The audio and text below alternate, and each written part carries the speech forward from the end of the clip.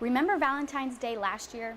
Well, there was a big snowstorm, and it was tough for folks to get out and purchase that last-minute Valentine's Day gift.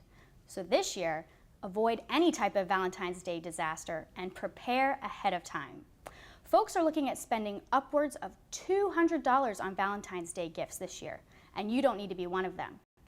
The Fairfax County Office of Emergency Management has a few ideas to show that special someone how much you care.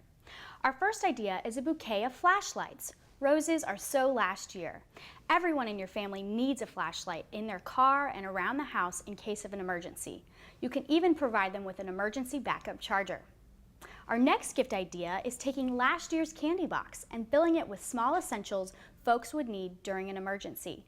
Those can include an emergency blanket, a small flashlight, their favorite granola bar. They'll really know you care. And if you want to go deluxe this year, try out the shelter-in-place gift basket, complete with a plastic wine glass, a blanket, and of course all the other essentials they would need, like a first aid kit, food, water, and other essentials. And to really spice things up this Valentine's Day, make your own homemade Valentine's Day card. For example, this one says, "Let's stay together, even in an emergency." And the inside reads, "Where should we meet if disaster strikes? I love you enough to have a plan." Sit down with your family to go over your home's layout so you all know what to do during an emergency. And make sure your entire family is signed up for Fairfax Alerts, the county's official emergency alerting system. Happy Valentine's Day from the Office of Emergency Management.